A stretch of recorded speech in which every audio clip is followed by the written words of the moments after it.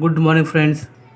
ನಮ್ಮ ಬದುಕಿಗೆ ಅವಶ್ಯಕತೆ ಇರುವ ಇಂಗ್ಲೀಷ್ ಶಬ್ದಗಳನ್ನ ತಿಳಿಯೋಣ ಮತ್ತು ಕಲಿಯೋಣ. ಹಾಗೆ ಅವುಗಳ ಕನ್ನಡದ ಅರ್ಥವನ್ನು ತಿಳ್ಕೊಳ್ಳೋಣ ಅಂತ ಹೇಳುತ್ತಾ ಇವತ್ತಿನ ಮೊದಲನೇ ವರ್ಡು 3426 ಎಕ್ಸ್ಪೈರ್ ಅಂದರೆ ಮರಣ ಒಂದು. ಸ್ಪೆಲ್ಲಿಂಗ್ ಹೇಳ್ತೀನಿ ನೋಡಿ. ಈ XPIRE ಎಕ್ಸ್ಪೈರ್ ಅಂದರೆ ಮರಣ ಒಂದು ಅಂತಾಗುತ್ತೆ. ನಂತರ 3427 ಕ್ಯಾನ್ ಆನ್ ಆದರೆ ಒಟ್ಟಿರಬೇಕಾದ್ರೆ ಕ್ಯಾನ್ ಆನ್ ಅನ್ನಬೇಕು. ಕ್ಯಾನ್ ಅಂದರೆ ತಪ್ಪು. ಇಂಗ್ಲೀಷಲ್ಲಿ ಸ್ಪೆಲ್ಲಿಂಗು CAN ಕ್ಯಾನು, ON ಆನು ಒಟ್ಟಿರಬೇಕಾದ್ರೆ ಕ್ಯಾನ್ ಆನ್ ಅನ್ಬೇಕಾಗುತ್ತೆ.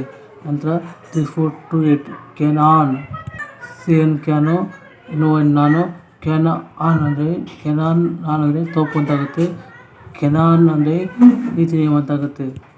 ನಂತರ 3429 canvas, CAN can, VAS vas, can vas ಅಂದರೆ ಒಂದೇ ಥರದ ರೂಟ್ ಅಂತಾಗುತ್ತೆ.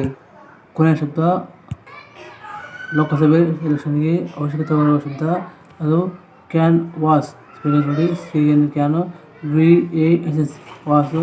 ಕ್ಯಾನ್ ವಾಸ್ ಅಂದರೆ ಮತಕ್ಕಾಗಿ ಪ್ರಚಾರ ಮಾಡೋದಾಗುತ್ತೆ. ಈ ಹೊತ್ತಿಗೆ ಇಷ್ಟು ಸಾಕು.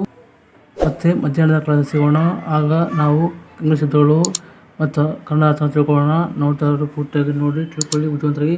ಕೊನೆಗೆ ನಮ್ಮ ಚಾನಲ್ಗೆ ಸಬ್ಸ್ಕ್ರೈಬ್ ಮಾಡಿ, ಸಹಾಯ ಮಾಡಿ, ಲೈಕ್ ಮಾಡಿ ಮತ್ತು ಫ್ರೆಂಡ್ಸ್ಗೆ ಶೇರ್ ಮಾಡಿ. ಲಾಸ್ಟ್ ಮಾಡಿ.